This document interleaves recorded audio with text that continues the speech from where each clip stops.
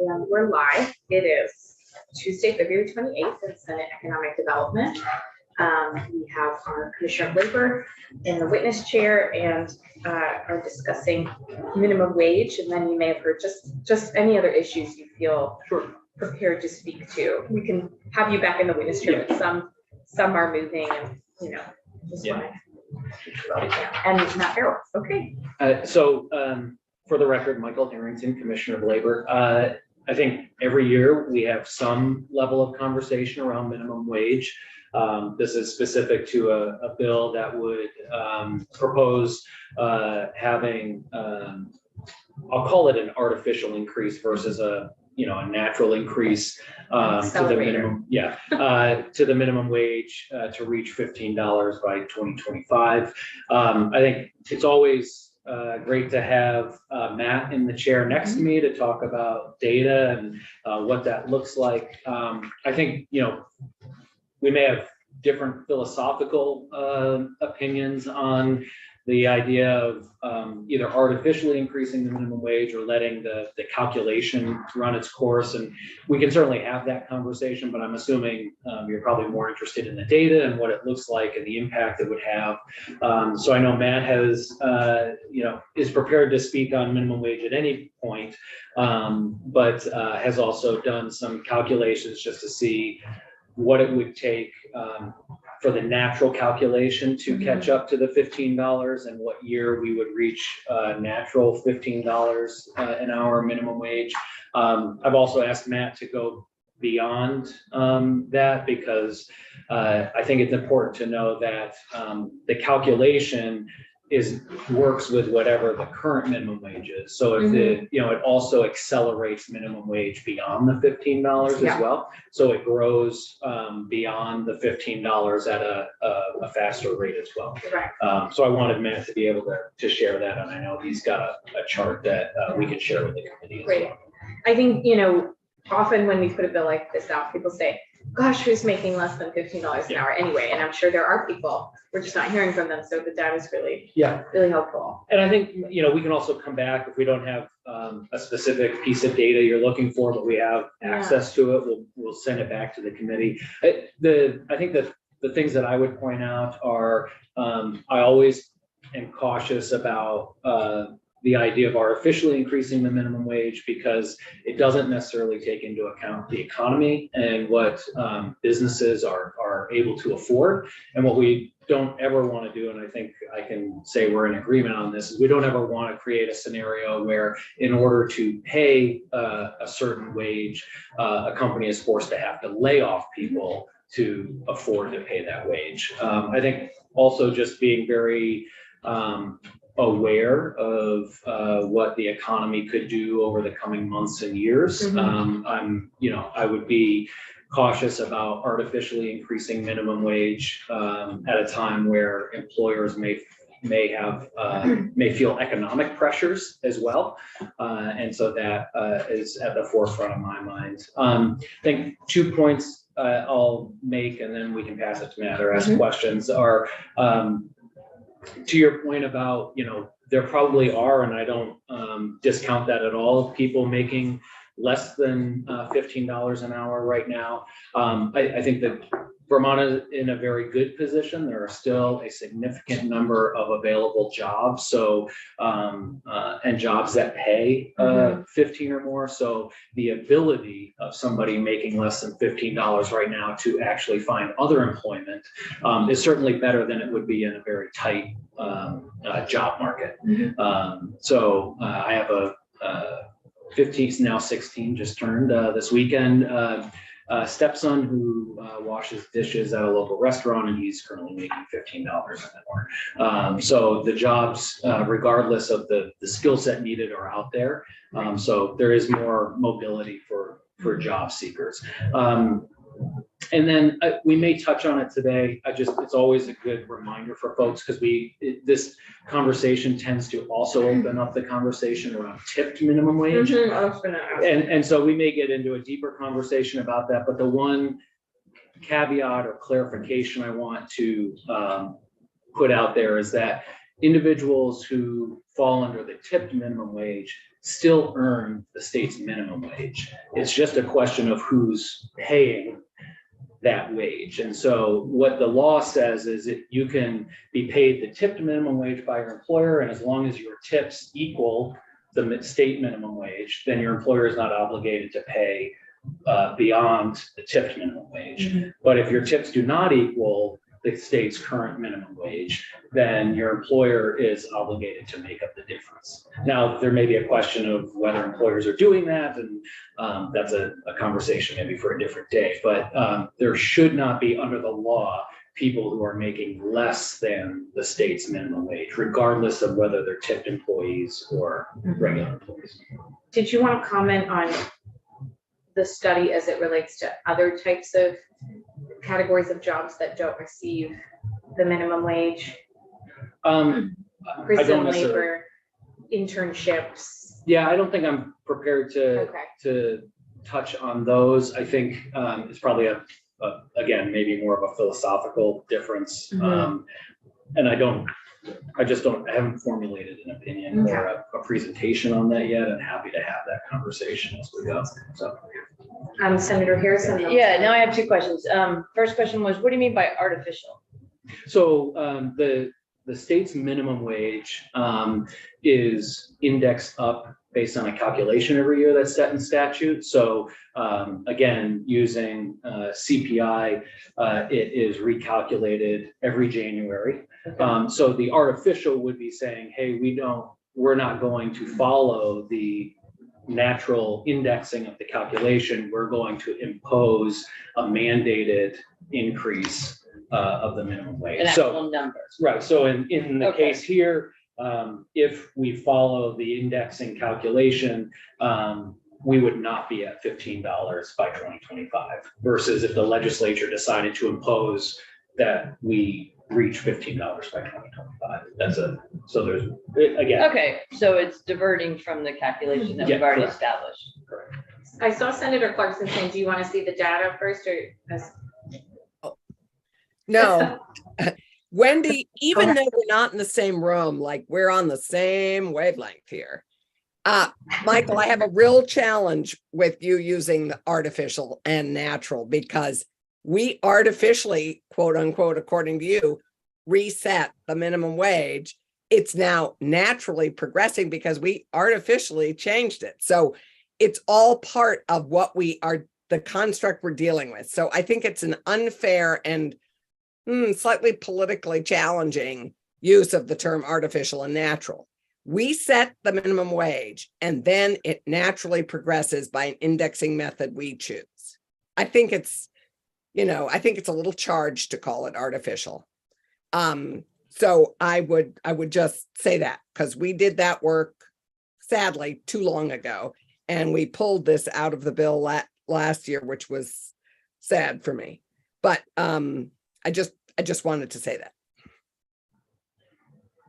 And then I had a second question, or request. Okay. I do hope that we do discuss the folks who earn very much below minimum wage. And I think prison may be $1 a day.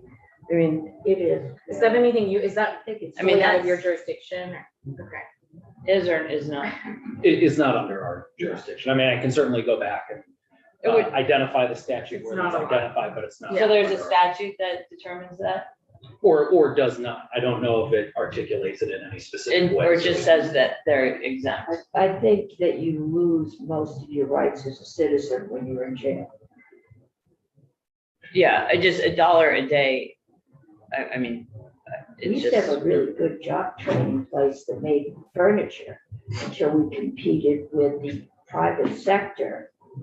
It got shut down, but we made them for civic, all the fixtures in the Montpelier Police Department were made by prison. I have heard that. Okay. Scott, can you ask corrections to weigh in?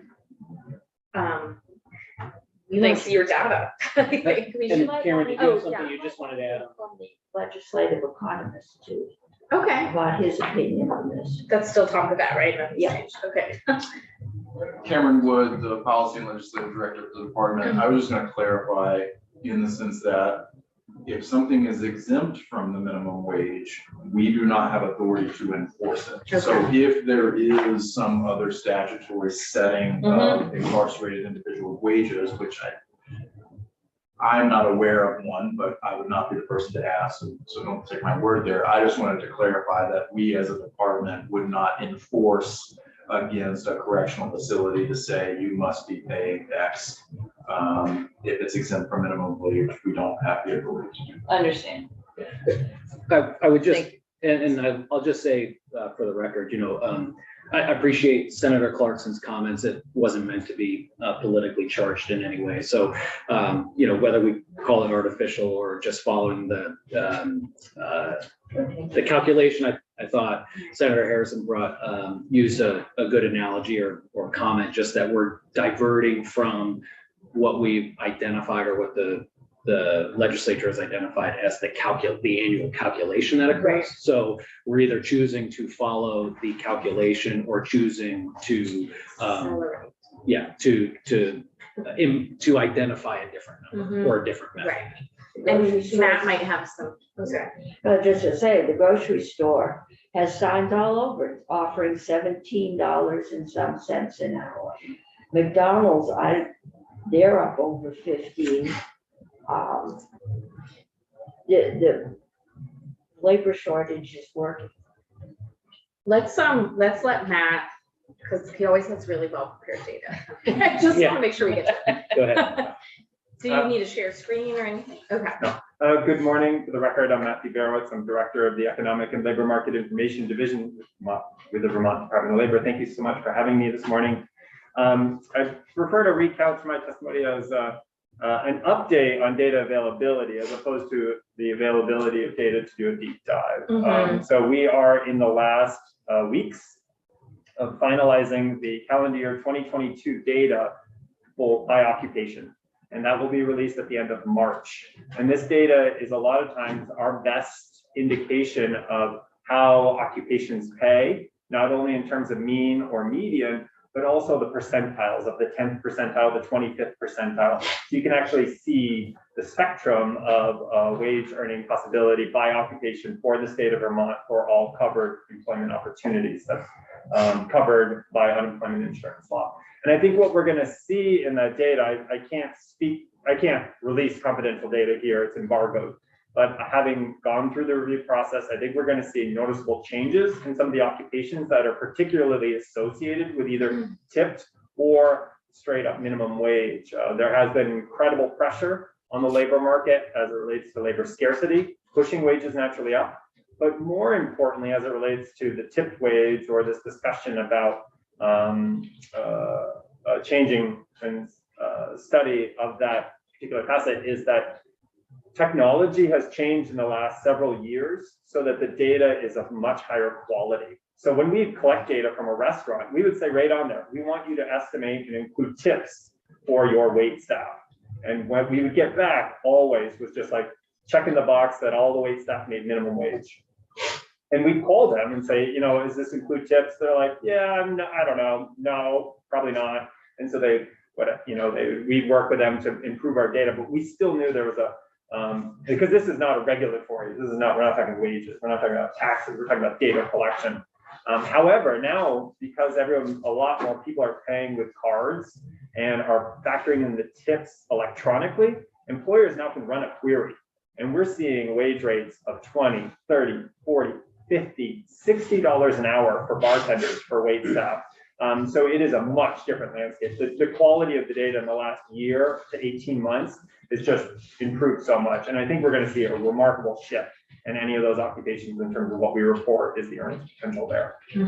So that's as it relates to the data. The calculations that I've done is just kind of looked at what would happen absent a change to the law, with looking at how inflation would naturally, well, I don't want to use that word, how inflation would augment the minimum wage annually versus if we did a statutory change in 2024 and 2025 and then restarted indexing. But I think, as this committee knows, I've been here before. I'm an economist. I'm not here for public policy. That's all your field of expertise. And Whenever I get the opportunity, I at least have to say for my professional responsibilities as an economist, if we were talking about minimum wage for the United States, I'd say yes, let's roll up our sleeves and have a very spirited discussion about how minimum wage for the country works. When we start talking about Vermont, I start getting a little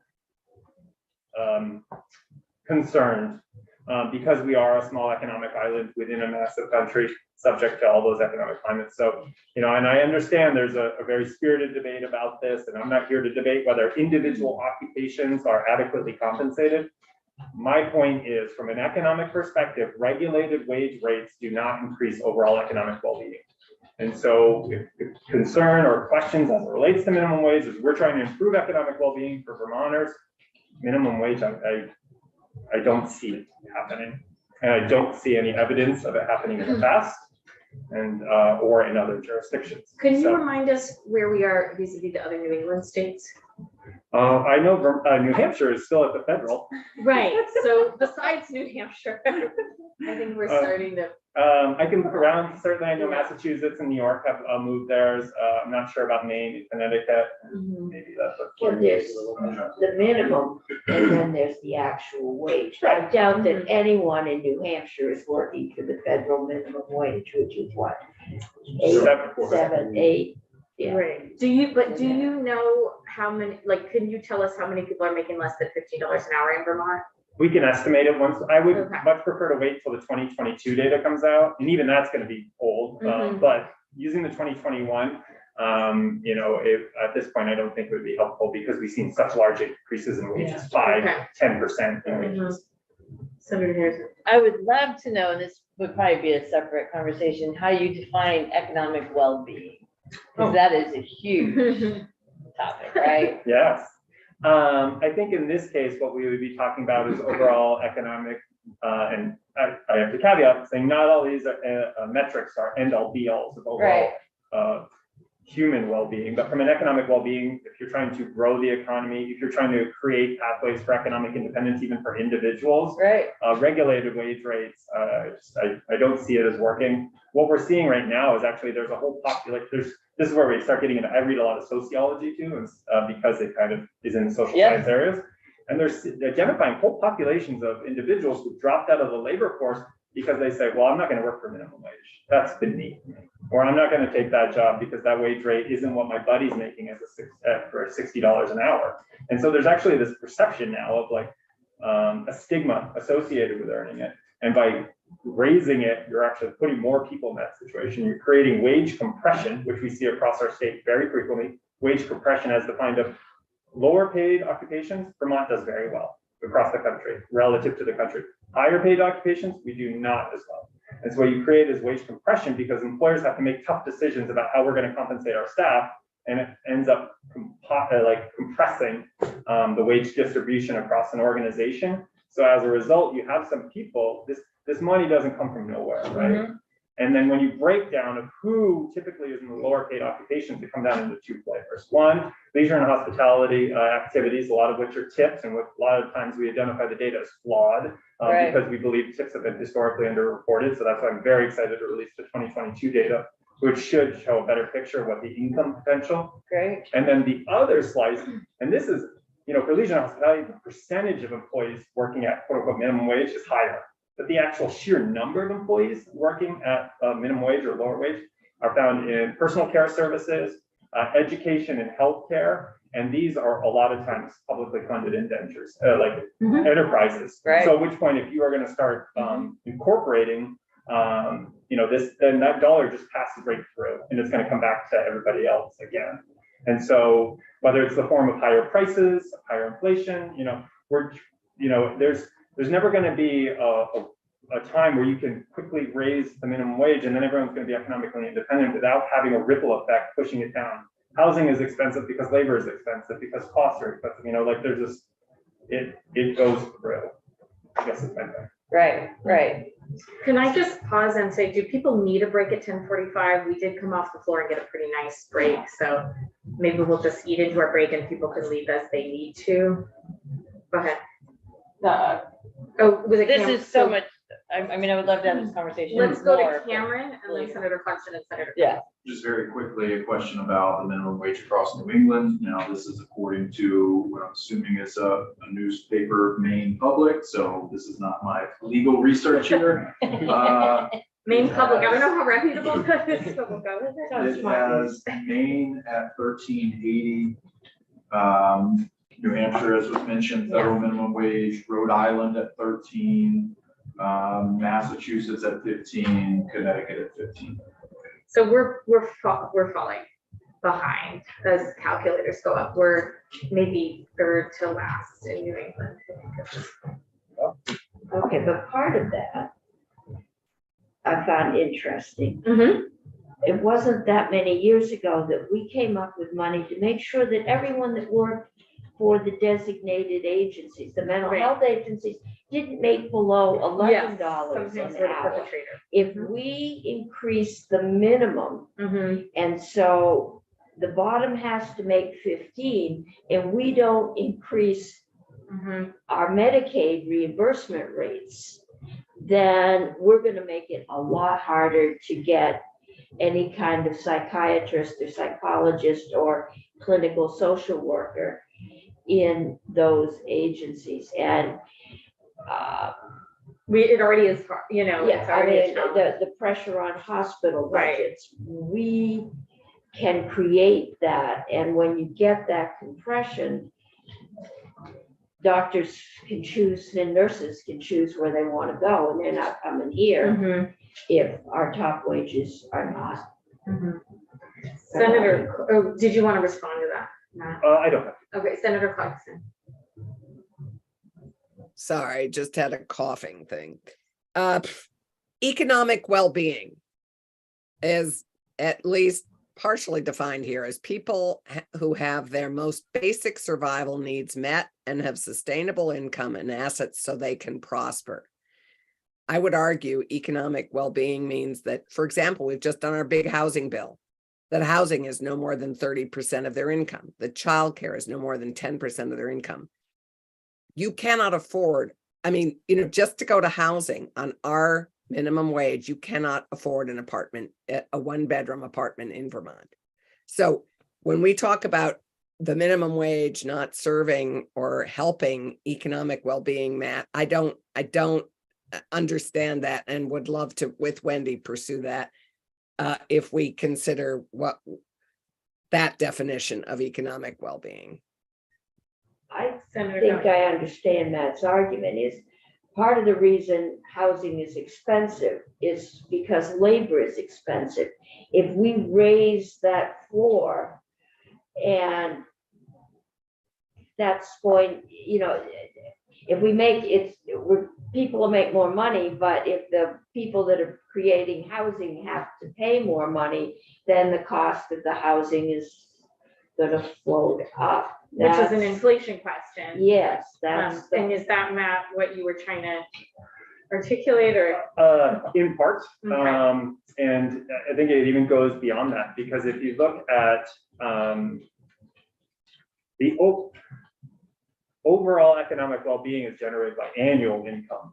And if you regulate the hourly wage rate, there is no assurances that is actually going to lead to an increase in the annual cost. Mhm. And in fact, when we look at a lot of the part-time jobs right now, we're seeing declining in hours. And we don't know if that is actually the personal preference of the individuals, because there's a lot more stories right now. People are wanting to work more part-time. They don't want as much. And in fact, when you look at the metrics that track who wants full-time work but can't find it, that population is approaching an all-time low. So people who want hours can find hours. But when it comes to certain occupations, we're not regulating the annual income of these individuals. We're regulating the hourly income, and therefore you are, in essence, how do I say this?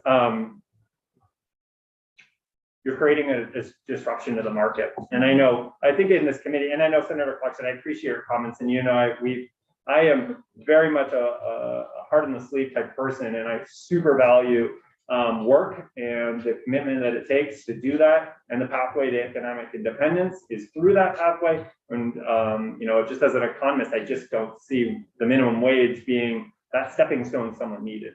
And in fact, what it does is it creates, certain industries can't play ball in this area. When the minimum wage hits $16, maybe we don't want it. Maybe that's a political decision. Maybe, that's fine. We just say, okay, we're gonna phase out those industries in our economy. For me, I see the more opportunities we have, the more diverse opportunities we have in terms of skill sets, professional experience, and that goes all the way down to the lowest of the lows. Individuals with very limited skills and abilities. We need opportunities to get them in, and there's always, and that's what I'd say on that. Is there something you can compare between New Hampshire, which has kept its minimum wage very low, and a state that's at 15 near us? Is there a way you can compare what economic well-being, how it relates to the minimum wage in those states? New Hampshire was offering $12 at McDonald's 2 years ago. Right, I mean, that's my economic gauge, is the number on the McDonald's side. Wayne was right there with them. I have a favorite bagel place on my regular commute that became the subject of a lot of discussion, even beyond Chittenden County, because they have a sign out that says $25 an hour, pretty much guaranteed. As I understand it, and I don't want to besmirch them, they are, especially as a pregnant woman, they're one of my favorite places. But what I understand is they have a $15 minimum wage, and then you're pretty much guaranteed to make at least $10 in tips because they're just so busy. And it sounds like they can guarantee you that 25, but if they're putting out an advertisement that says $25 an hour, do you check to make sure they're guaranteeing people $25 an hour? I don't, unless it was a complaint driven. So I imagine someone, and I don't think anyone's complaining because I think they're doing pretty well. Because I had heard also someone investigate that sign and they found out that it was total compensation, which included benefits. Okay. So I've heard that too. I don't know which is the actual well, then truth. we don't want to start any rumors about this wonderful bagel place, but a lot of people said, I'm not making $25 an hour and I'm a professional in a nonprofit or our designated agencies, et cetera. So already we were seeing, I think, something weird happen. People can go into entry-level jobs, and believe me, I say entry-level, but not unskilled, because it takes a lot of skill to make all of these items at the same time and deal with, I'm always hearing someone yelling in front of me, but we're in a weird place where we're talking about what does it mean to pay someone the value of what they're worth, what does automation look like, and who deserves $25 an hour wage. So I don't know if there's any way to look at data too about just if certain sectors have really increased their wages because they're in high demand regardless of it. Or they've gotten, when was the last time you saw more than 2 clerks checking you out at the grocery store? Right. Everything is, Walmart is going to all automated. There's one person watching 5 checkouts. Which I hate. I'm told, Senator Brockton, I'm sorry? was it you or somebody else talked about going into McDonald's and everything was automated? Yeah. I mean, it's like the Horn and Hardart cafeteria. You put your money in, your food comes out, you push the right button. Right. But so they may have 3 where they used to have 10 employees. They're paying them $16 an hour. But if fewer employees.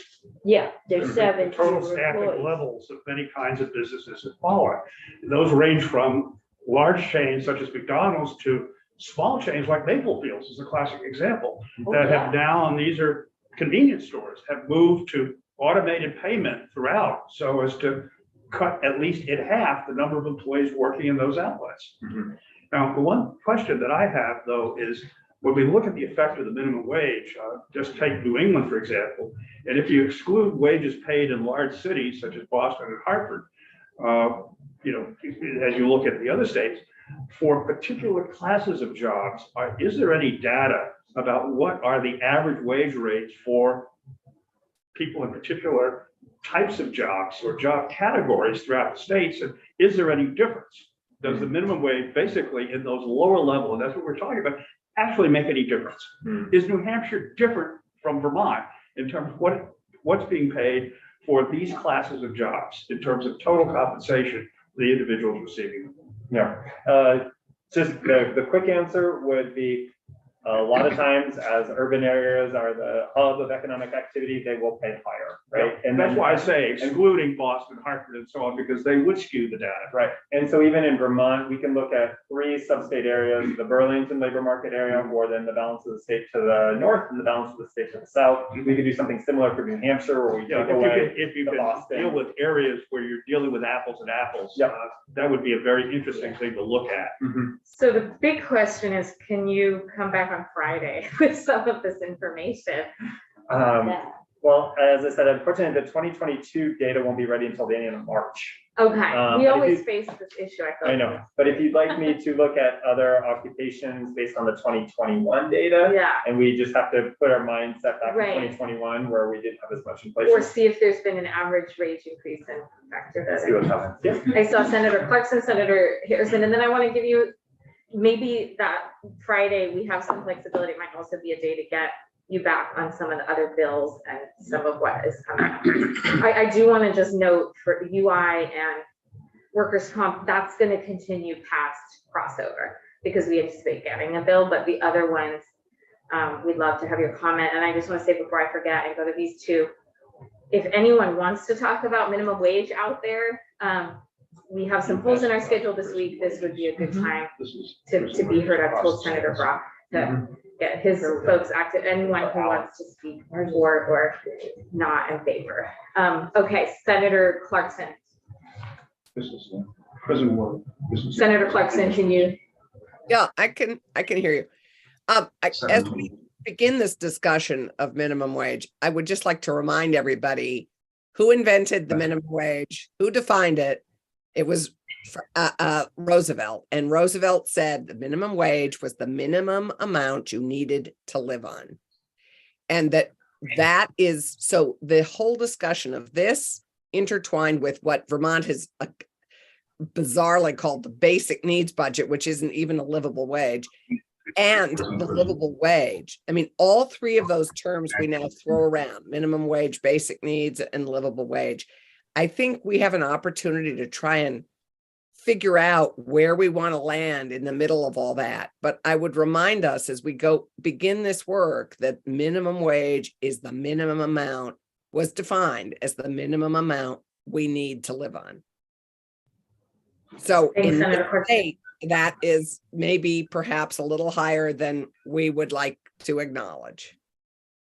Right, that's a good reminder that we also anticipate getting a bill that we also have on our wall, which is a basic needs study.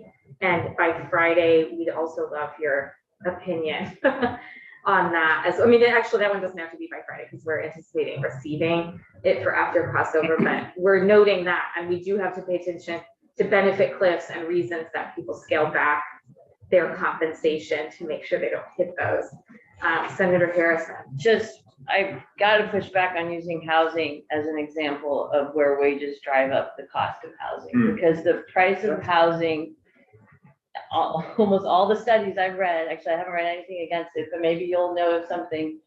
The price of housing is determined by the demand. It's not determined by what it costs. So we can't blame housing on wages. Oh, no. All right. No, So but I I do mean, think. that's just really important. But I do think there's a link between, so we've run into this and I have had conversations with companies that can't build more housing because of the cost. The scarcity the- of labor is what Well, it does. but the cost of purchasing the housing versus, or, building the housing is also out surpassing their means to afford the building of the housing. And so I think what creates that is that also leads to the high demand. Right, so the inability to create more housing at a fast pace also drives up the demand and the scarcity of available. It housing. reduces the supply. And seriously, we've talked about housing for like 6 weeks. so Yeah. Right, we right, but have- the scarcity we're of up on it. supply But I is think we should also use what- a different example. Yeah, When- point well Okay. taken. Yeah. And the other thing Mhm. is while wages have been relatively low, poverty has increased in this country and in this state. Mhm. Poverty has not been on a downward trend. And I would think that would be part of our determination of economic well-being, is the amount of folks in poverty. Yeah, and I appreciate you bringing that up because that's actually one of the things I look at. To say, as we've increased the minimum wage, has it helped poverty? And it hasn't. And that's to my point of why I don't think minimum wage. I think in this committee, I one time was put on record as saying you could eliminate the minimum wage and we'd have, it wouldn't, the situation wouldn't be improved in any meaningful way. Because and maybe that's, I shouldn't have brought that up right now, but to your point, the things that you normally associate with like if minimum wage is going up, and especially if we are ratcheting up faster than anticipated, you'd expect poverty to go down. You think participation in social programs would go down. You think labor force participation would go up. That's the economic theory of like more people would join the labor force if there's more money to be made. And we don't see any of those things happening, and we haven't historically for the last several decades. And so that's why where I say this lever has been tried, and it just doesn't seem to be getting the output that people want it to. And we keep pulling it. And I know it is an easy lever to pull, easier than some, but it's again, how we get back to the roots of understanding how wealth is generated, how skills lead to promotions, how duties lead to increased economic well-being. Those are the things that like trying to get people in to the labor force. It terrifies me that the labor force participation rate is going down for key demographics too, right? And so even as we've raised the minimum wage, those populations have responded saying, no, actually I'm better off doing something else, and we don't know what that is. And the last 3 years have been such an anomaly in all of our economic history. So, so we really need to be very alert now and get good data. So thank you for bringing that. No, I appreciate it. So we'll make sure your schedule, I want to give Kelly her full 15 minutes. We're making sure your schedule and spot for hopefully Friday. No big deal. If whatever data you can bring, it would be great to I have like academic articles about non-participation in the labor force, opioid use, etc. If you can share any of that with the committee, like nerd out with us, Matt, that would be great. And the only other thing that I've been kind of trying to wrap my head around as the Economic Development Committee is the inflation calculation seems to have changed at the federal level. They've taken out used cars and like rental, they basically taken out everything that's actually astronomically rising for people. And I'd really like to know the impact of that, because so many things are tied to inflation. And yet in my mind, it seems like there's a big federal, kind of like labor force versus unemployment, like moving of the metrics that's really hard for, that's painful for the average person when they're seeing what they actually have to buy, increasing astronomically, but we're taking that out of the inflation calculation. I will research that. I had not heard that. My husband's like an avid NPR person. Oh, He was explaining this to me, and I was looking into it, and I feel like that's a huge thing that we should understand. The good news I did hear about used cars is they are showing a weakness in price as of lately. So, we might have gone through some sort of spell. Right. Maybe there's a good reason they were taken out of the calculation, but it's I don't been know. hard for the average person. Because the transportation is expensive. Exactly. Right. So, well, thank you as always. I know this is a difficult conversation because I have such a neutral role as it relates to economic theory and just trying to share what I have to say, but understand that this is an important public discussion. Thank you. Well, as they're transitioning out of the chair, Senator Clarkson, if you have a comment, you can make it, but Kelly is. I do. Just before Michael leaves, Michael and Matt and Cam, you may have seen the New York Times article this weekend. Actually, there were two about child labor laws and the breach of child labor laws around the country. And Vermont was cited. And we, I think, would like to have that conversation with you about our dairy farms and some of our migrant labor issues with particularly with young people. And I know it's delicate and we need to address it thoughtfully, but I just want to put that on your radar for something we need to be discussing with you. Thank you. Happy to come in and talk about it. I just got a copy of the article this morning, so we'll review it. We'll talk with our general counsel. Child labor laws do fall under the Department of Labor. There are some exemptions or modifications depending on whether you're working in the agricultural sector or not. And we can talk about those and Great. any other So questions. we have a big chunk of time on planning. So if you just tell Scott how much time you need between 9 and 11, it looks like. Okay. Great, thanks. We should really, poor Okay. Kelly, and then because Yeah. Commissioner Knight is coming in and she's been super patient. Thank you. You stay. Yes.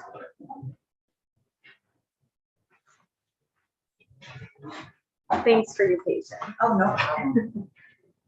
And we have wonderful, you're always very organized in how you lay things Well, out. I have to give credit to my colleagues at Legal Aid who are a huge help with this. I would not be anywhere near as organized without their help, so. So yes, thank you for inviting me this morning. For the record, I'm Kelly Kazmarsky. I'm a staff attorney in the Poverty Law Project at Vermont Legal Aid. I work out of the St. Johnsbury office. And I did submit a letter this morning that I asked to be distributed to the committee. I know you've all been very busy and I'm sure you haven't had time to look at it. But I wanted you to have something to go back to after my testimony. Essentially, Vermont Legal Aid did provide a similar letter back at the beginning of the term. And we had about 5 different issues highlighted at that point. And we just wanted to take this opportunity to focus on 3 different issues right now. The first has to do with waiving parts of the CARES Act overpayments that occurred during the pandemic. The federal government has issued guidance that states should waive the federal portion of those overpayments that were not caused by claimant's fault. And our Department of Labor has actually put together a good way. They've implemented that guidance and there is a process. But the problem that we have is that there's not any publication of that process going on. So that Vermonters with overpayments of those federal CARES Act benefits don't know that they can actually file a separate request to waive that portion of the overpayment. We see administrative law judges and the Employment Security Board routinely telling claimants about this. The problem is that there are many people that have final overpayments already and are not in an appeal process at the moment. So they don't have the benefit of hearing from an administrative law judge or the ESB. And we have been urging the department to publicize this in a more general fashion on its website. I checked, at least one other state this morning does have a link within a couple of clicks for information about waivers. And I didn't see that on our. That was a state. Correct, that was Massachusetts, I believe. And I didn't have a chance to look at some of the other local states, but we feel this is a really important piece.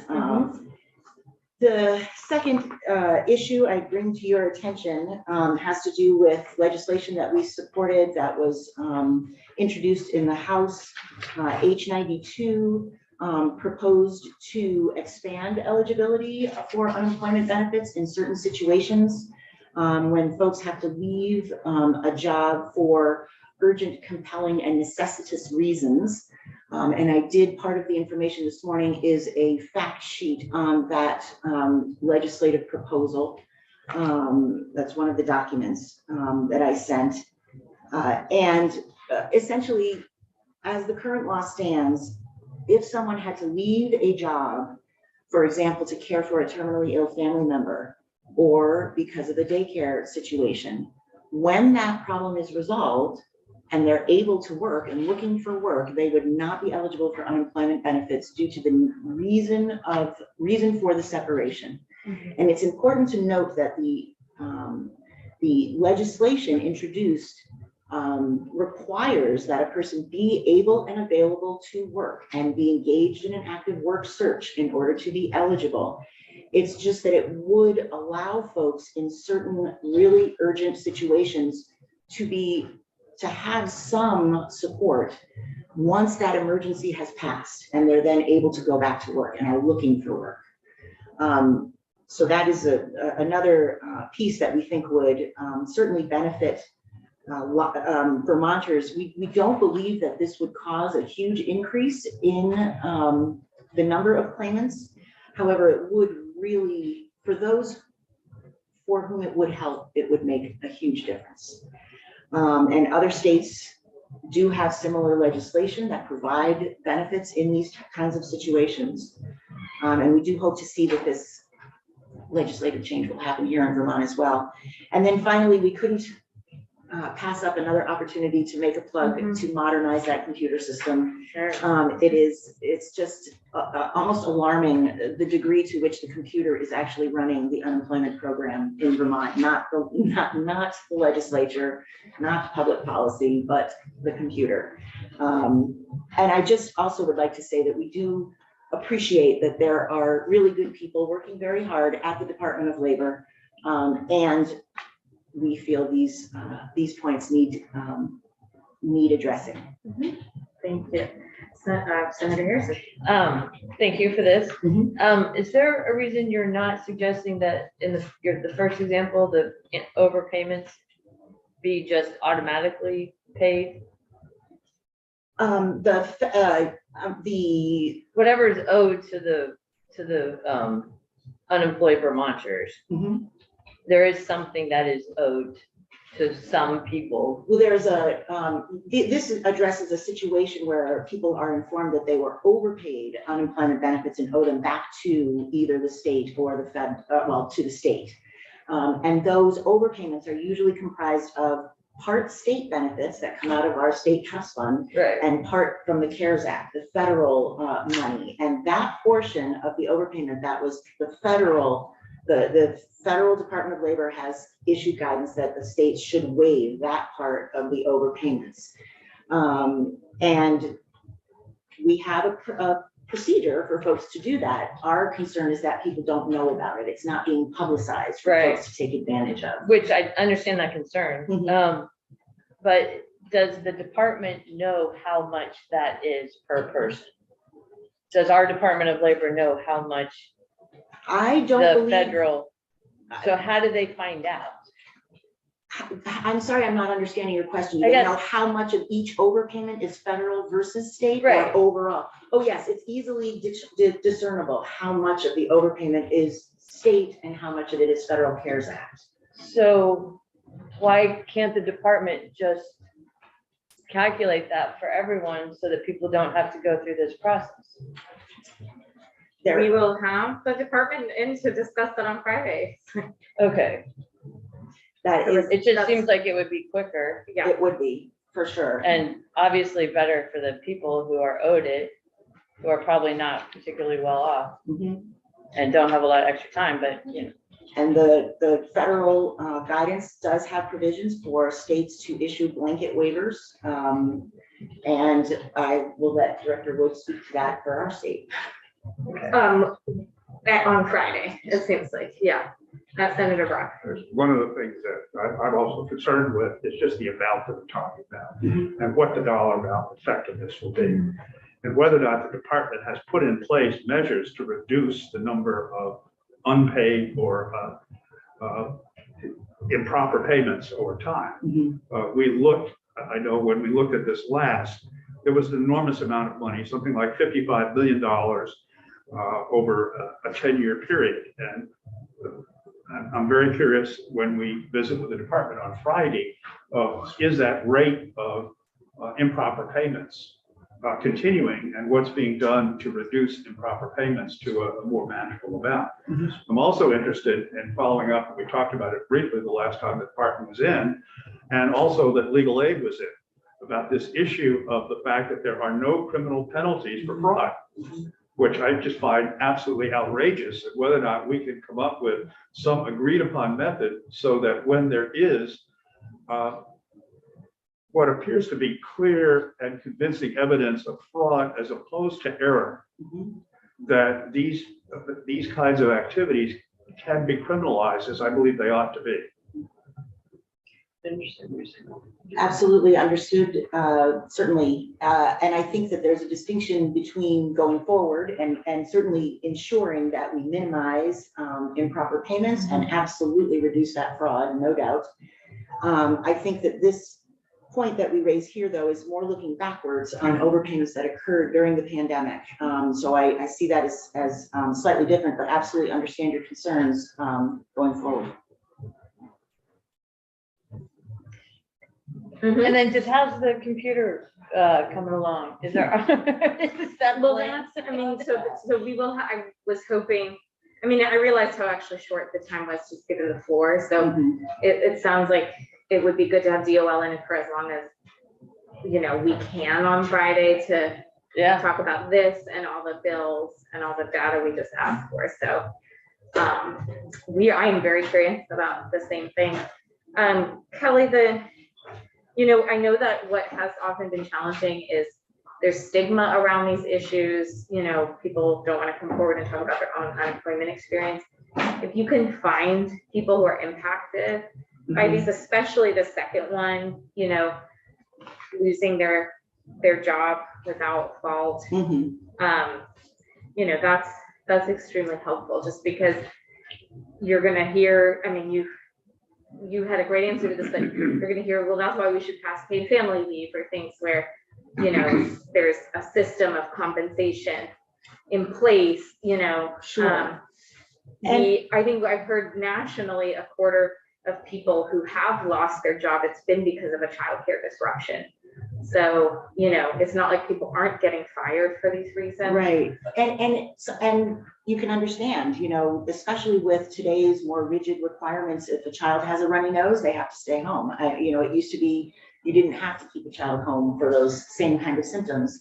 Times are changing, and I think it's important to recognize too that paid family leave would be wonderful for workers in Vermont. It would cover, though, a different situation and a different period of time than the expanded unemployment benefits. With paid family leave, there is a job to go back to. It's leave from a job. Mhm. And it would be wonderful if that law encouraged employers to keep jobs open for folks if they have to leave for emergencies. That would be wonderful. Mhm. But the contemplated extension of unemployment benefits is for folks who have no job to go back to. So it's not Right. an either or. They're actually different times in a person's life that those two bills would be helpful. And so we have this in one of our bills. I just want to make sure you've seen it and it aligns with. What bill would that be? I'm sorry, That's a good question. are you talking about think the? 101, Yes, thank you. I'm gonna 101. start to remember this. There's 101, 102, and 103 have a lot of different worker-related protections or bargaining, you know, Mhm.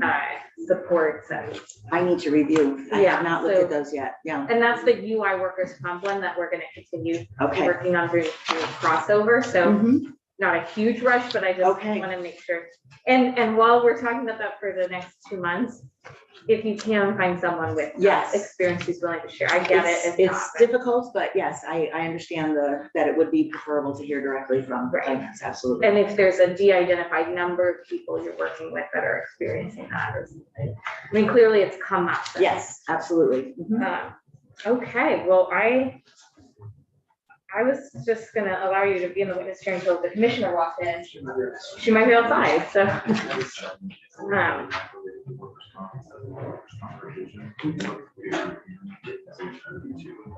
Okay, great.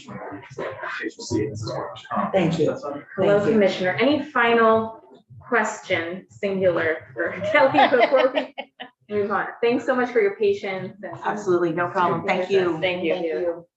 And we might have you back in the, you know, just keep in touch. Sounds great. These bills progress. Sounds great. Thank you. Commissioner, Hi. feel free to have a seat. Hello, I'm sorry, I called you by the wrong name the other day, and you're all marching in with hats and gloves and Oh, Senator Cummings, nice to see you. thank you. Hi, everyone. Hello, and I have a draft Yes. email to you Yeah, that I haven't no worries, finished. no worries. You guys have a busy week. And everybody knows Chris, who works for DLL now. Charles. Charles. Oh my God, what did I just, this Chris, is, it's okay. I'm carrying on the I don't know, my You brain. have to see over, right? Yeah, maybe I was thinking of the Coldplay guy, Chris Martin. Oh, there you That's what go. I was doing. But yeah, oh, it's, the seat's nice and warm. Okay, thank you, Commissioner, for being here. We have you on a very specific topic. Yes, we do. And tobacco compliance is not something, you know, we've talked about generally in the committee this year, especially with Senator Harrison joining us. But if you have other topics you wanted to brief us on in a half an Thank you. hour, that's Yes, okay, great. So I can start with our big question. Yes. You know, we have a bill in committee about tobacco, you know, penalties being assessed on minors and young people. And we had an introduction from Senator Lyons. I might ask Senator Cummings to characterize her question as well, but, you know, starting with how often are we assessing these penalties against the actual young person who tries to purchase tobacco versus the store owner? Can, I actually need to refresh my own memory, what other minors can sell from behind the counter? Can they sell tobacco and alcohol? So that we know, are we then, you know, putting a penalty on another young person who sells the product? So we just want to make sure we understand, you know, more fully who's impacted in this transaction and whether or not it's a big deal to remove this penalty, because are we going after young people? Are we following up and trying to assess this penalty? And have you seen it have some kind of positive effect on reducing tobacco use? All of those questions. I'm 2 minutes I'm of mostly that. prepared to answer them. Okay. So for the record, Commissioner Wendy Knight, the Commissioner of the Department of Liquor and Lottery. So we pulled the compliance data. So let's look at the compliance data for tobacco. We, to your question of how often are we issuing those violations, since 2014, we have issued 12. Wow. So pretty insignificant numbers. That is a $25 fine. Mhm. So our approach to tobacco compliance is That was since 2012. 2014, 2014. sorry, 12, it's since 2014. Okay. Oh, right. And that could be vaping, cigarettes, dip, any kind of tobacco products. Our approach to tobacco compliance is not the end user. It is the method by which the products are delivered, right? So it's our licensees, we license establishments to sell tobacco, and that's sort of our nexus for education, compliance, and enforcement. So we don't, obviously you can see with the numbers, we don't focus on the end user. So the long and short of it is this bill, removing that enforcement mechanism to find the end user is going to have very little impact on how we approach our youth access to tobacco, Right. because it's very much education focused. We are able to identify through failed compliance checks where some of the stores might have an issue, and then we direct our education resources to them, as well as some of the inspections. Before we move off of those 12 violations, is there anything worth noting about them? Were they because it was so egregious, or because it was one person who thought that was a good way to stop the practice? Like, do you see any pattern of those 12, or they just kind of random? I mean, that's the other thing, is concerning if they're all kids of color or something, you know, so. Yeah, we don't collect that kind of data. Okay. And I don't have it broken down by the type of tobacco products. Again, it's all, you know, so it's, I don't have an. There's not a example. pattern to say we need Correct. this tool because this Correct. helps us with like There's really bad actors. exactly.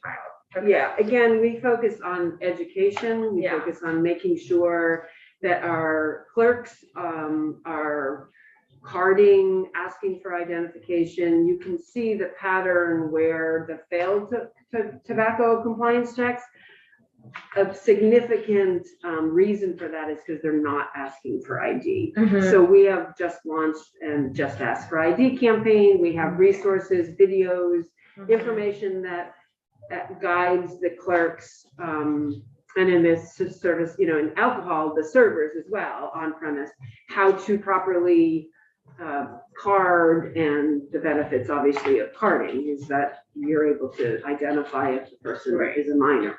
I see Senator Clarkson has a question, but first, could you refresh our memory about who is able to sell tobacco from behind a counter? If you, Oh, and that was one question I didn't prepare for. Charles, please. I believe it's on 16 this age. Okay, Oh, so okay, so at 16 tobacco. okay, so Senator Cummings, do you want to frame up your concern around My that? concern, how you enforce is up to you. My concern to say it's illegal for you to do this, but if you do it, there's no penalty. I just think that's bad parenting.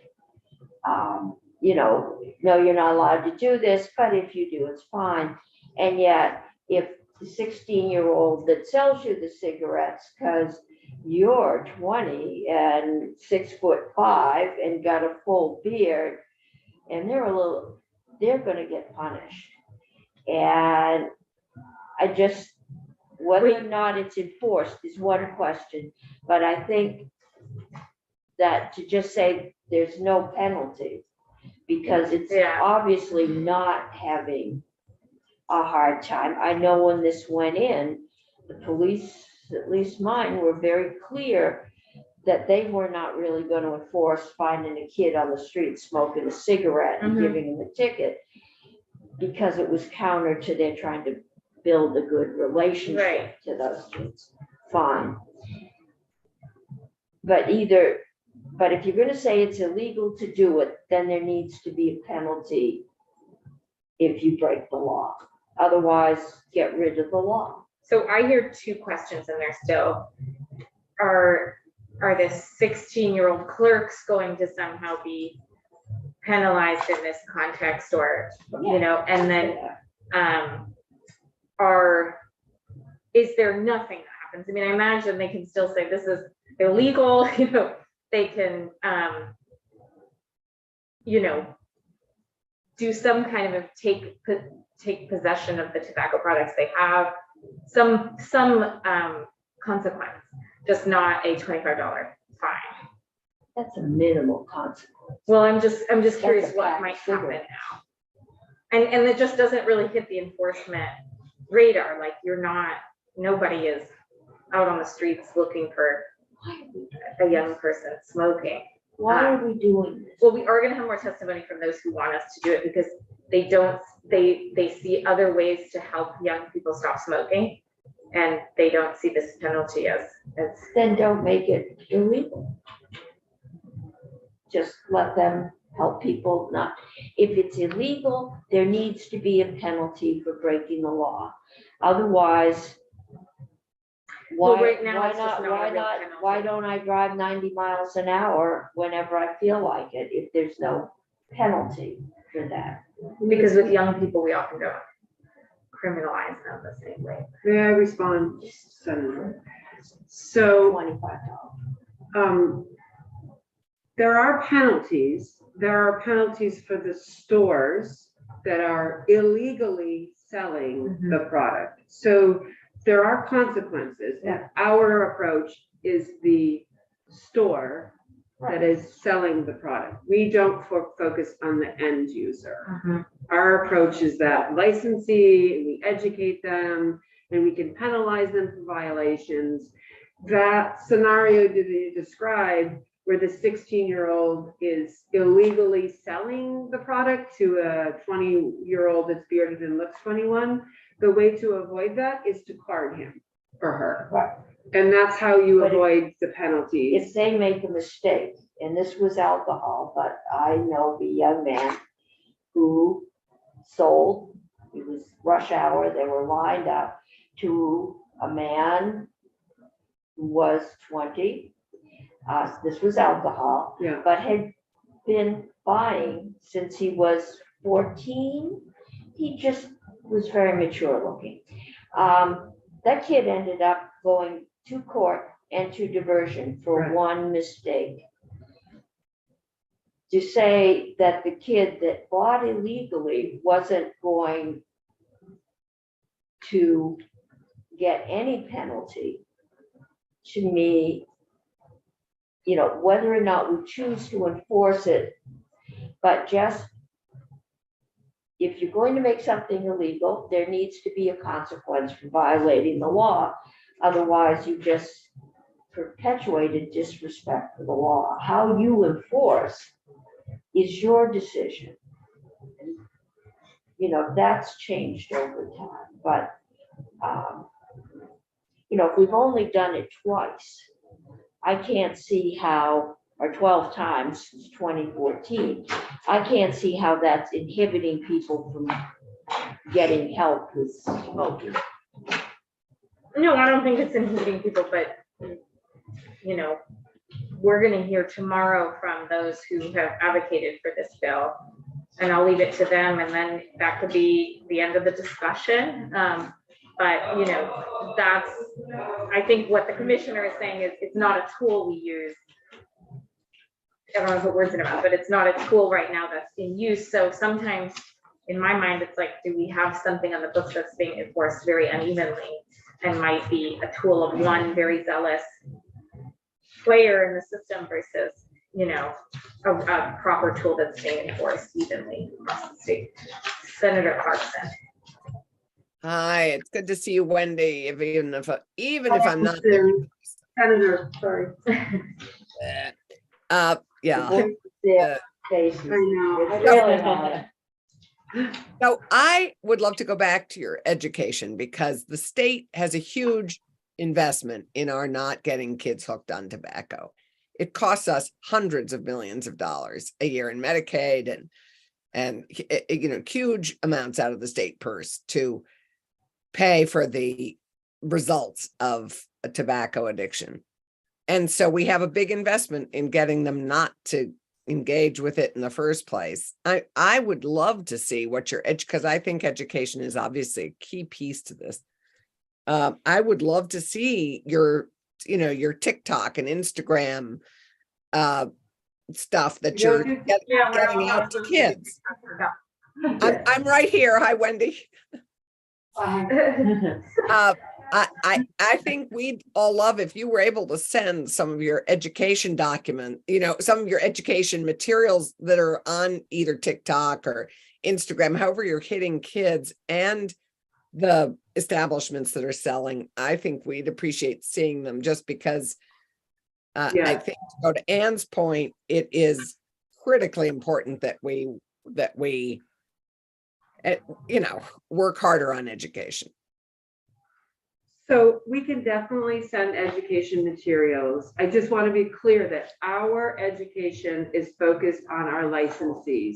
We do not educate the youth. That is the health department or whatever other apparatus of state government that does that. But we have some really interesting, visually appealing, engaging materials. We also engage in these social media campaigns, and I can send you information on that. And that's where it does reach with the teen population. Last year we did a program, a youth education initiative. It was on alcohol, but I can share that with you. And then we just have this Just Ask for ID campaign, and I can share that with you as well. So I'm happy to do that, Senator Clarkson, and share with you the education material. I think that would be great. And maybe in the future, it's a teaming up, a de-siloing of this effort, and having the Department of Health work with you to come up with some fabulous campaign focused on young people. Yes, and I want to be very clear that our education department works with the prevention coalitions and the Department of Health regularly. So I'm not implying that there's not, connection or collaboration. And I'm certain that the health department and the prevention coalitions are weighing in on our efforts. I'm merely articulating that our education materials, aside from the small social media campaigns that we did, really focus on the licensees, because that's our nexus. One thing I will point out is, and I think Senator Ram Hinsdale, you had asked, Charles, otherwise known as Chris. We won't change your name, just because of me. Chris Charles. Thank you. Yes, okay. Yeah, so should we become aware of the sale of a tobacco product to a minor? The clerk is issued a civil penalty of $100 for the first violation, $500 for the subsequent, Okay. et cetera. So, Working for minimum wage. well, again, I'm just saying, yes. there's a lack of balance here. If we're not gonna have any penalty for half the crime, and we're gonna have a penalty for the other half, who could be actually younger than the perpetrator. I've said my piece on it. I mean, I would just say, you know, I think in a much broader context, neither are the biggest criminals of all. Tobacco has really been pushed on young people, and we're all kind of trying to crawl out of that reality. You know, you're talking about youth and minors who we often don't try to over criminalize as a way to teach and help them unlearn all of the advertising.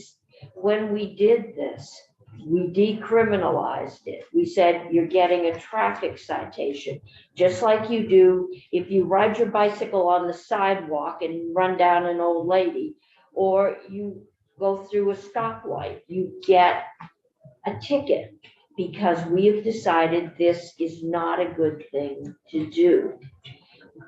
I've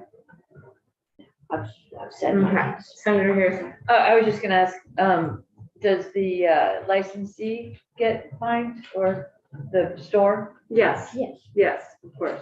And then how many of, do you know how many of those there have been in that same time period? And that's probably a pretty substantial fine, I would think, right? Or Yeah, I think, well, so we had, I'll have to follow up Okay. with you on that specific question. The number of violations. and then this is for vaping stuff too, right? Not It's just Vaping, Cigarettes. cigarettes, Right. okay. dip, But any you have to product go out and do enforcement actions. You with don't the go out and do licensees. sweeps through the high school saying who's got cigarettes. Correct. But they go out, they send an underage person in there to see if they can buy, sometimes a very distractedly stressed young person. My daughter got to work for Human Rights, being a single mother and trying to rent an apartment. It was one of her college jobs. So- They do, yeah. Yeah, so we do have an underage minor compliance. So we hire minors to go in, attempt to purchase alcohol and tobacco. And from that, we learn who's not carding, the stores that might have a perpetual problem, and then we direct our education to those licensees. Okay. Yeah. Thank you. The one other thing I will point out is on the alcohol side, if there's a first offense of a youth attempting to buy or, you know, possessing or consuming, they go to diversion. And so the point of a diversion is that that's where they have the nexus for the youth substance safety program. There is not the equivalent on tobacco. There is no diversion program and no ability to address the potential addiction that exists. It's the $25 fine. So we might want to look at that. I'm just giving you Yeah. information. Okay, that's helpful. And Yeah, can you just clarify before we leave this point? yes. The clerk could be fined, but it's more likely the store that gets. I think, is that the information that you're sharing is we have fines for these, thank you, the store and the clerk. Okay. Clerk is issued the civil penalty, $100 for the first violation. The establishment is then issued a violation for a general regulation 13 not being followed if they didn't ask for ID. Okay. Could we stop them asking me for ID? Pardon me? I get carded every time I buy a bottle of wine in the grocery store. But that means they're doing their I job. know, but it means I have to go fishing in the bottom of my purse to find it. To show them your There are wrinkles like I do. consequences. I just show my wrinkles. I've got grandkids. There are some stores that do that as a matter of Of practice. course. Right. And Not all. those are stores that I don't purchase anything at anymore. Because if I go in at my age and they trust their employees so little that they're going to hire, or that they're going to card someone over the age of 70, it tells me a lot about the store Do itself. you ever send seniors in to make sure they No, get but I carded? think in those I just instances, won't buy from stores some that of do them that. have policies, I like their understand. corporate They do. policies. Yeah. I mean, this is just a I personal understand. reaction Yeah. I to understand. those policies that I think You are lose your extreme. liquor license so this, Mhm. any store that's lost their liquor license for any amount of time gets very religious about, Mhm. I mean, for selling alcohol, it's I think a much stricter penalty than we're gonna come in and educate you. Right. Yeah, there's a progression and it's very infrequently that someone loses their liquor license. What they do is we do the education and Mhm. they get fined and things like that. But I hear you, Senator. It is sometimes annoying when you're not prepared to be ID'd at our age and then you are. But for me, as the commissioner of the Department of Liquor and Lottery, I'm always pleased when I'm ID'd. Like when my doctor says, and are you safe at home? I know I said you had to ask me that, but yes. They are important questions for everyone. Senator Clarkson. Randy, I think you need to view it as a compliment, which is what I do every time I'm carded. I did 10 years ago, not anymore. No, I have no illusion that it is not a compliment. They clearly know. Following the law. It's a Yeah. rule. It's a good practice. Annoying as it may be, it is good practice. So I'll just sort of comment that we might have opened up a bigger question around alcohol enforcement as well. Yeah. The Vermont Medical Society would like to try and find a pediatrician to come in and speak with us. So this may not meet crossover, but it may be a really good area to go down to just look at enforcement. Should the first enforcement happen against the clerk and not the owner? I think it's the relevant Well, I questions. I'm not think- trying to rush it for crossover. There's a long tradition coming out of Prohibition as seeing alcohol use as bad. Mhm. It's only recently that we have come up with health consequences to smoking. So as we're working our way out of Prohibition on one thing, we haven't the penalties are obviously less for cigarettes than, there is no diversion off, you get a $25 fine, which for most kids today is pretty minimal. I would, But yeah, there is a difference in how we view the two substances. and there should be, because the public health consequences of an underage person Mhm. consuming alcohol and Right. getting behind the wheel is significantly different than an underage individual purchasing a pack of cigarettes and getting behind a wheel. Right. So they're not analogous. Mhm. Right, but they both, there's developmental issues too. I mean, just alcohol really Right. messes up your brain Right. permanently. And just the general, even for older people, alcohol, I think causes most of our is responsible for more harm than other drugs still, I believe. It depends on how you define harm, but. Right, but like car accidents. Right. Domestic violence. Yeah, Yeah. absolutely. Senator Clarkson. So, they have similarly profound impacts on the public purse. The alcohol, no doubt, is over, last time we looked at this, it was over $300 million of impact on the state coffers, just in terms of domestic, you've already mentioned domestic violence, court time, and family trauma. So tobacco has a more personalized impact, but a big impact again on our public purse. So we have, I think, investments in both to try and limit engagement with young people early on. I mean, I think for public health and for public purse, this is, these are critically important for us to try and educate people and steer people away from as best we can. Right.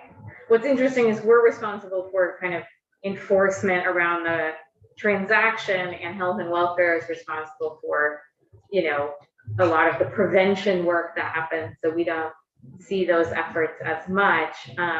But just a reminder, this did come from the chair of health and welfare, who probably has a whole set of ways that she thinks we can influence youth behavior that don't relate to a $25 fine.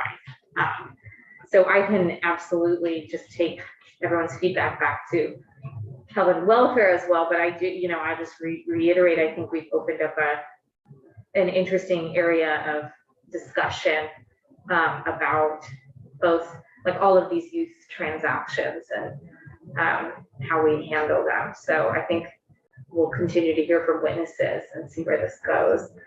We do have the firefighters joining us. Was there anything quickly, Commissioner, that you wanted to touch on? Or anything else? Just that the sports wagering bill is moving through the House. And Ways and Means right now. Yes, it's in Ways and Means, and then it will go to House appropriations for, the one-time appropriation in there. So we should be getting it. We should be soon getting after it. crossover. Yes, and I'm happy to talk about anything related to that. The idea of sports wagering is that you're creating a regulatory framework to fund the problem gambling, to put the consumer protections in place, and to then capture the revenue that we're losing Right. at this moment. Absolutely. Thanks so much. My pleasure. Commissioner. We'll have you back in the chair for probably all those vices will be second half of the session for us. So we look forward to talking more with you. Likewise. Thank you. Thank you.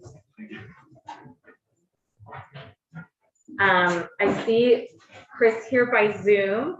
I think we'll be joined by Scott back. Did he say he was coming down? Yeah. So he's probably making his way down. So Chris, it's nice to see you. You're, I should say, captain.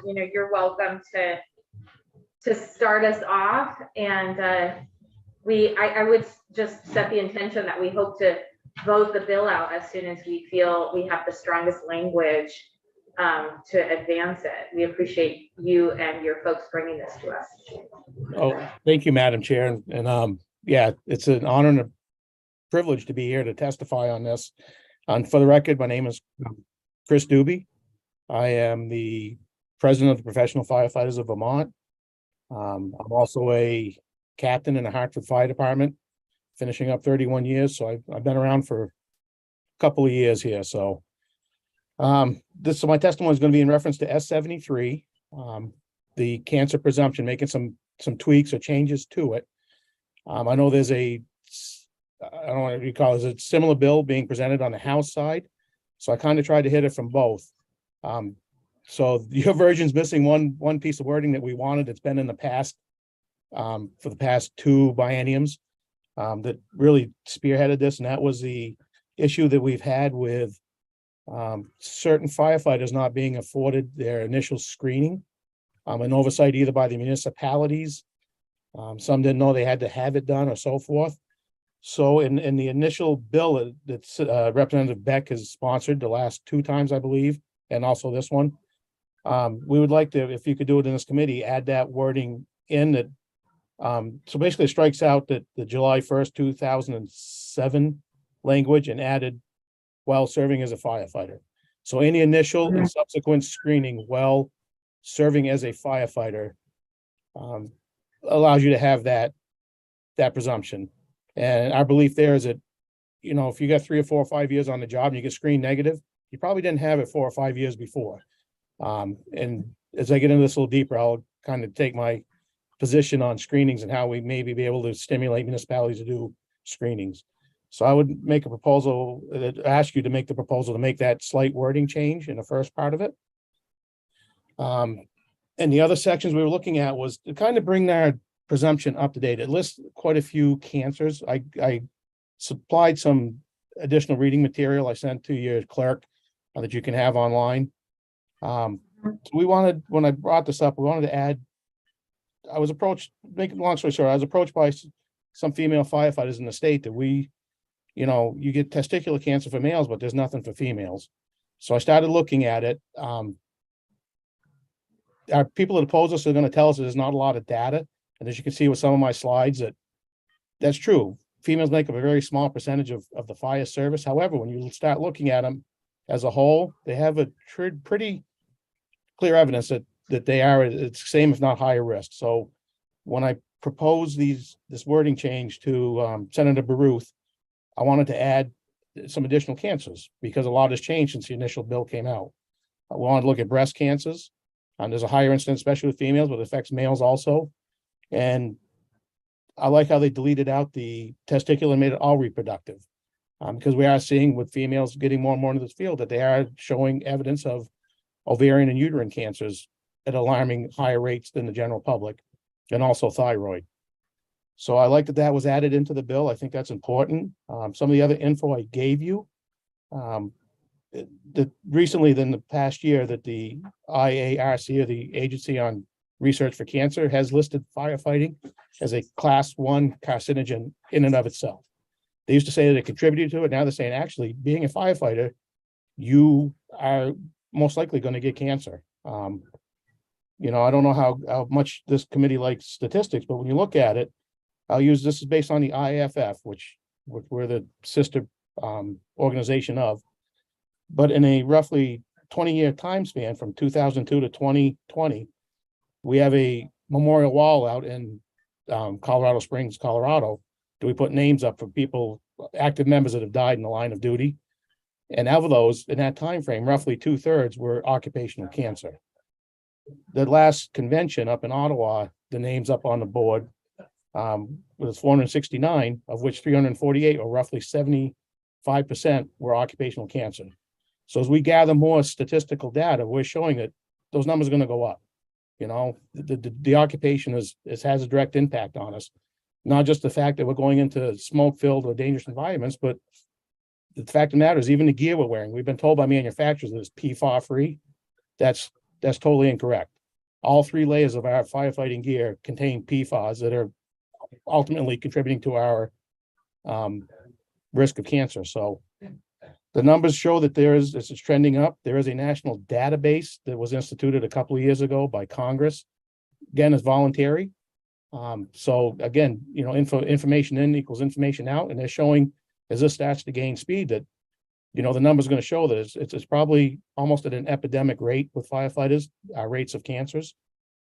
And certainly with the material I gave you, the females have a significantly higher incidence. Like I say, it's the #1 killer of firefighters. And overall, we have roughly a 10% higher chance of getting cancer and roughly a 14 to 15% higher chance of dying of cancer than the general public.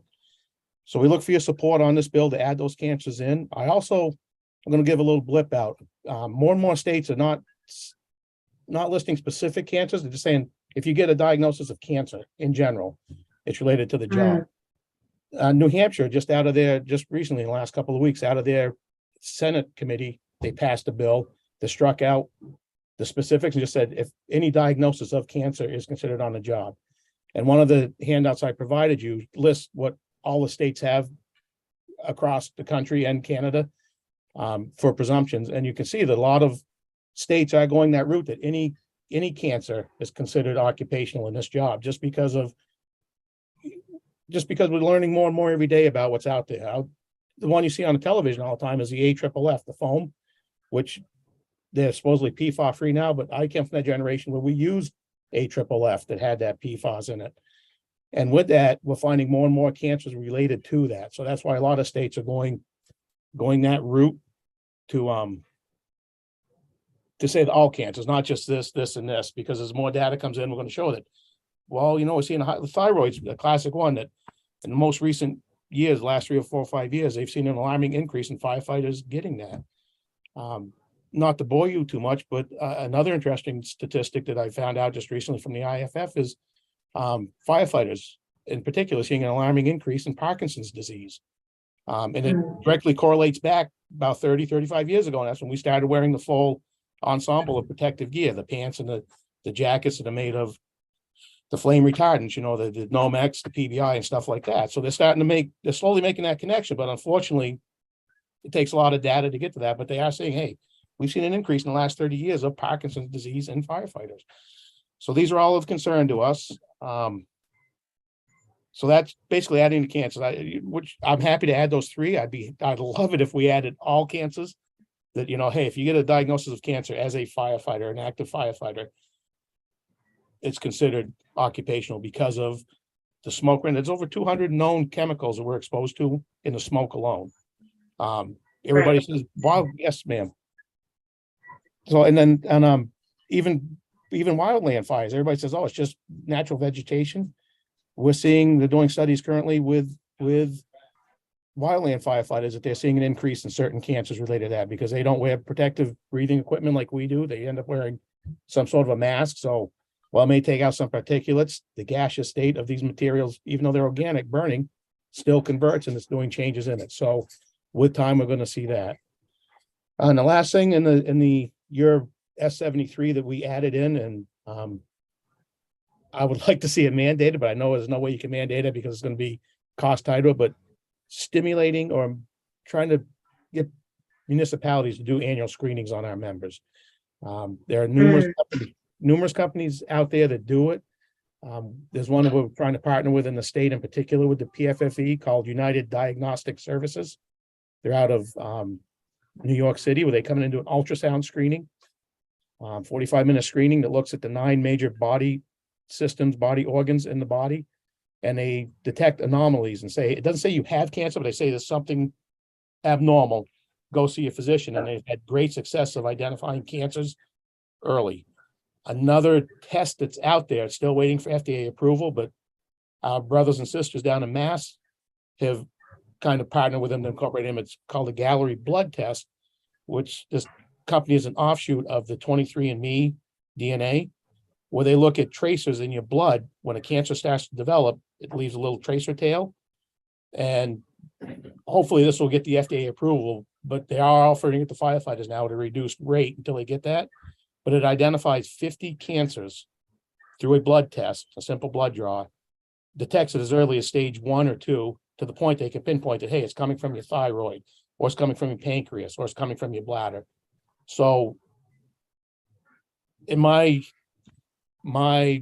perfect world, I would love to have municipalities give us these 2 tests for, roughly $1,000 a year to detect cancer. Because if we can detect it at stage 1 or 2, my members are going to make it to retirement.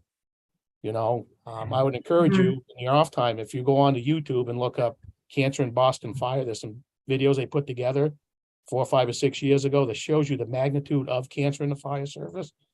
And our members are dying young because of it. We're talking members that are 30, 40 years old getting cancers. Some of them not seeing their children graduate, get married. Many of them not making it to retirement. That if we can, for a minimal cost up front, do early screenings, get our members screened with these 2 tests, or even just one of them, and we detect even 1 or 2 cancers, I think we've certainly moved the bar in that direction. So with that, I know I can talk forever, but I'll open up for questions if you have any. Yeah, let's take questions first, and then I would like to ask the committee's interest in, we've heard about 3 possible changes we could make to the bill, and if there are objections to those. So, and then I'm not going to rush a vote, but I'm hoping Damien is listening about those 3 changes and how quickly we could get new language. Senator Clarkson. Thanks, Chris. It's good to see you. I support this effort with a son who's a firefighter. In fact, I'm going to text him and ask him if he's even screened for any cancer, even at a young age. I'm just curious. You've mentioned $1,000. If do you have a rough notion of what it would cost a municipality per firefighter to screen? I mean, I know the blood test that you talked about, the newer blood test that may or may not be yet fully available, but do you have is it $1,000 a firefighter? What's the $1,000? So yes, so the ultrasound screenings that UDS does it, there's another one called NDS, National Diagnostic Services. They're out in the Chicago area. Similar ultrasound tests they do. Those are $300. They'll come in, they'll set up. We're trying to work in Hartford and try to maybe partner with Lebanon and Hanover, our local departments, to have them come up for 1 or 2 days. I know South Burlington has shown interest in it.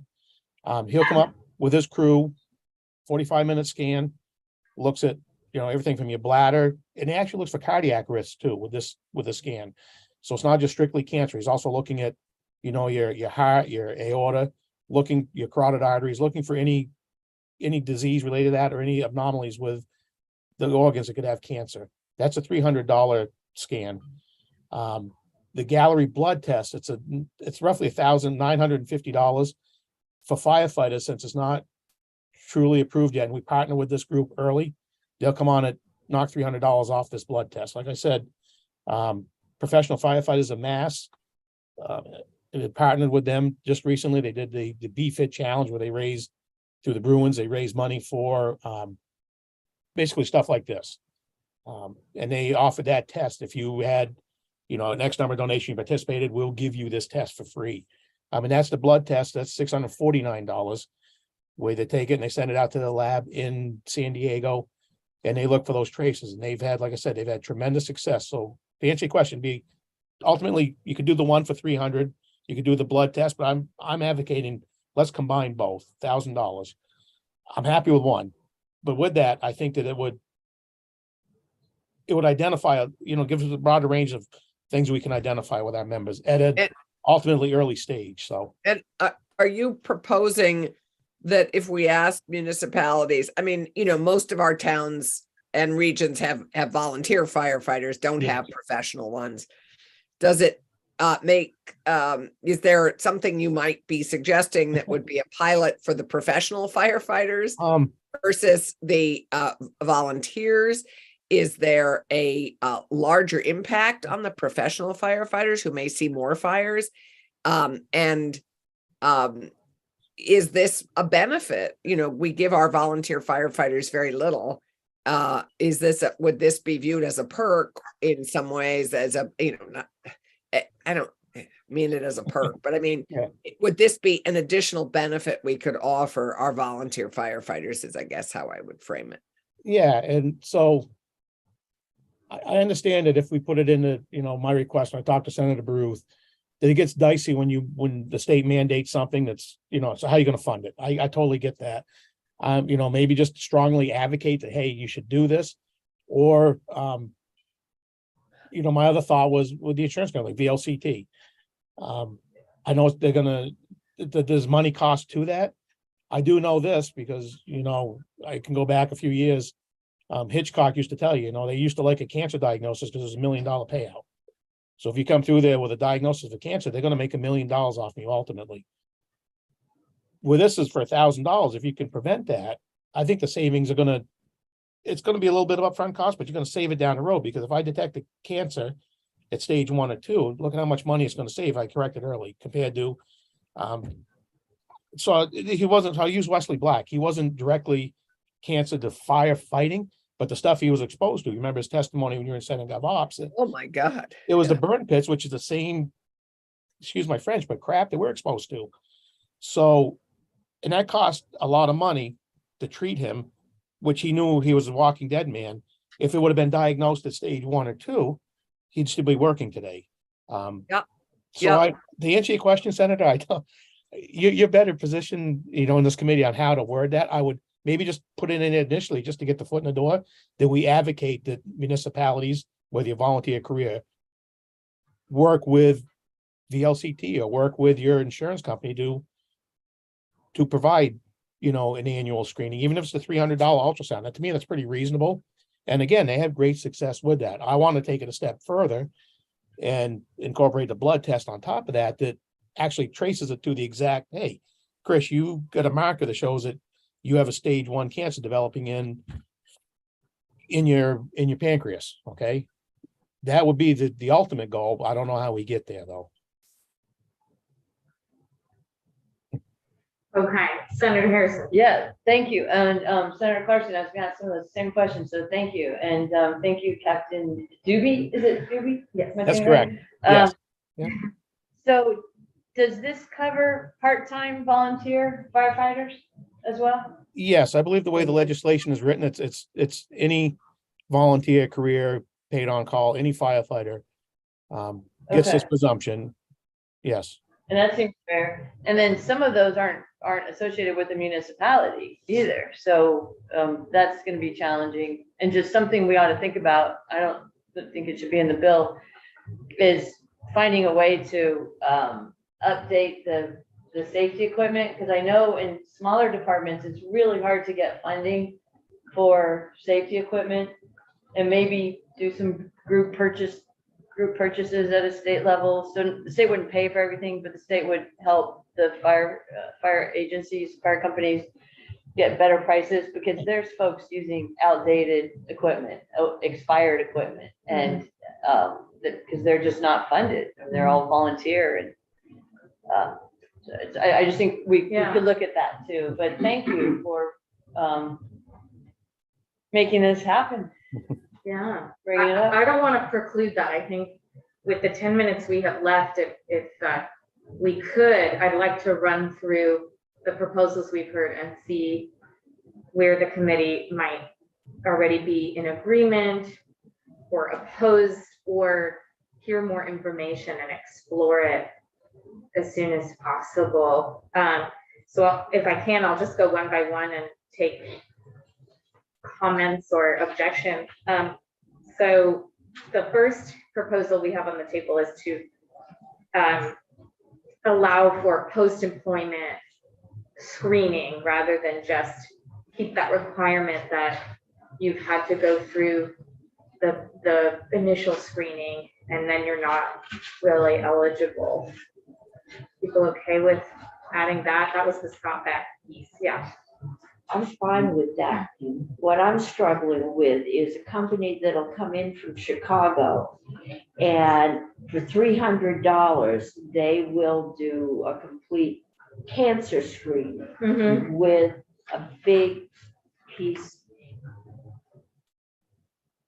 I don't think anybody gets an MRI for $300 anywhere in Vermont. I'm just trying to figure out. So you're struggling with like the quality of the. Or, yeah, I'd like to know who these people are and is this really reliable? Okay. But it might. So you're open to the Yeah, screening, no, I but don't have we a want problem with the screening. I just want to make sure, especially when some of these aren't FDA approved, to. that they're reliable and that you don't have false positives or false negatives. Captain Judy, do you have a good witness for us or way that we can inquire about this? Sure, I can reach out. So the one that we partnered with up here in the Northeast, I should say Northeast New England areas, United Diagnostic Services.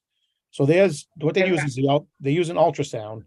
So they got a whole thing you got to do. You got to fast, you got to drink fluid to get your bladder enlarged, and they scan with the ultrasound. Like I said, they look for cancer anomalies. So they don't, with that test, that screening, I should say, they don't say you have cancer. They look and they say, there's something abnormal with this. Go see your doctor and get it followed up. Okay. The other one, the blood test, they're waiting for FDA approval. That's the one that uses DNA. That's the one that has the tracers. So what that says, every cancer, when it starts to produce, will leave off the DNA, that tail, and they're looking for that. And they say, yep, that's cancer. And they have tremendous success. They're just going through the whole FDA process. But the ultrasound one, they use them. He comes around. He was up here when we did the state and provincial meeting up in Burlington in October, and he offered free screenings. He always does for members. And he's actually had pretty good success of saying, hey, something's wrong. Sends the person to the doctor, and lo and behold, that person had a cancer. So he doesn't tell you it's a cancer. He just says there's something wrong. Go get it checked. That's the $300 one. So I don't know that it would help us to hear from United Diagnostic Services. They're going to say, I think I'd rather hear from the Department of Health. yeah, they're on my list. Yeah. So they'd be on my list probably for a couple of these. So we'll but people generally are okay with exploring that language further. The second one being potentially exploring striking out all the different types of cancer and just looking at how to generalize it to cancer. And again, I have VLCT and Department of Health on my list to hear from, but are people interested in exploring that instead of limiting the types of cancer? Yeah, I think again, it'd be VLCT's insurance Right, purveyor. right. Is this gonna cause Yeah. a huge increase? Mhm. We're a much smaller group than Boston. I would be interested in hearing some medical testimony as to the desirability and efficacy and practicality of those measures, whether there is some medical evidence that would indicate that this is an appropriate thing to do. Mhm. I'm open to it, but I think we should hear that testimony. Right. Yes. Okay, great. The third one being some kind of screening. There's a lot of options here. We could say a screening requirement, a screening suggestion. We could, leave it open for the future. We could hear from VLCT. So this idea that we comment in some way in the language about screening. Yeah. Just to be clear, the 73 is introduced, recommends It recommends. Okay. annual screening, it doesn't require it. Okay, so Senator Clarkson. Yeah, I mean, I think we might consider a pilot for a couple of years in some capacity around this. Okay, And I'd have to, maybe Damien and Chris could think about what that would be, but to move forward, I think we should hear from VLCT about the insurance piece and who's covered on that. Obviously, every town is going to have its own insurance policy, but maybe VLCT has an umbrella one for all firefighters. I don't know. Maybe Chris knows the answer, but I would think we might move this forward by putting a pilot together so that we can get some data so that in a year or two, we could actually see what this produces. so a pilot of required screenings for some part of the segment of the firefighting population. Yeah, maybe that would be a good way to go. Cummings, you had your hand up. I was just wondering, are volunteer firefighters covered by anything? Do they get workers' compensation? Do they? Yes. They do? Yes. Okay. Yep. Solves one problem. All right. Great, yes. I hope they, they should, but I think we should hear from a volunteer fire company that's not connected to a municipality. Okay, Yeah. do you know, I'll work on finding. okay, so we'll, and you can Actually, work with Captain Doobie. Captain Doobie may know of one that would be representative. So I don't off the top of my head. Well, maybe. So Charlotte Fire, but they're full-time, but they are a private fire protection district. They're not municipally, you know what I'm saying? They're not part of the municipality right now. I don't know off the top of my head if there's anyone else. Maybe I said, so maybe Heartland, there are some smaller departments that are entities, you know what I mean? They're like a corporation. They don't use VLC. Rockingham. Did you ask Rockingham? Yeah, Rockingham is very small Okay, and not a VLCT. I don't believe so. I don't Okay. think they have the budget to be part of Okay, VLCT. could you, so Yes. you'll try to get someone there? Yes. I didn't want to ignore what you said, Senator Harrison, because it's concerning, to look at safety equipment. Is there anything you wanted to do to explore that in this bill, or, explore is a strong word because we have 2 weeks. So- Right. I don't know. I just wanted Yeah. to name it so that Yeah. everyone knows that many fire departments want to upgrade their equipment, but Right. they simply can't afford to. So like possible Well, grant. We have a whole crisis in volunteers. Yeah, absolutely. I mean, Yeah. that's your base. Mhm. Right. And if you start requiring cancer screenings, you're probably gonna have fewer. Well, they Which is might see it fine, as a They might but- actually want, benefit. yeah. Captain Doobie, do you have any thoughts on the safety equipment piece? Would that be welcome as like a small grant appropriation or a study or something like. So I'm happy to weigh in. So there is grant funding out there through the federal government, the Fire Act grant that provides for that. Right. So I'll give you my 2 cents. That's not going to correct the problem because newer gear still has PFAS. I know that from my standpoint with the IFF that we have sent a barrage of letters from all the state association leaders to the NFPA, National Fire Protection Association, because they're in revision of their update to the standard on protective clothing ensembles, advocating that, forcing them to come up with a better alternative to our equipment that does not have PFAS in it. So we're trying to make strides with that. We're advocating for that. The problem is that there's all the gear out there has it right now. Currently, there's no protective gear that is PFAS free.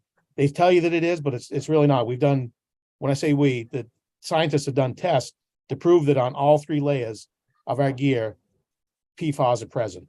So we're advocating on a national level with the standards to say, hey, we need to change this. It ain't gonna happen. Unfortunately, it's not gonna happen overnight, so.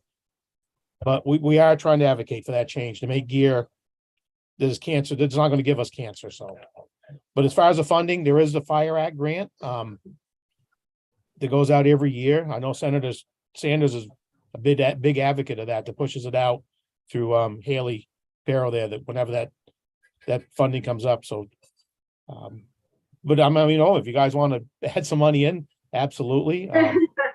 But like I said, there's no gear out there that's PFAS free, unfortunately.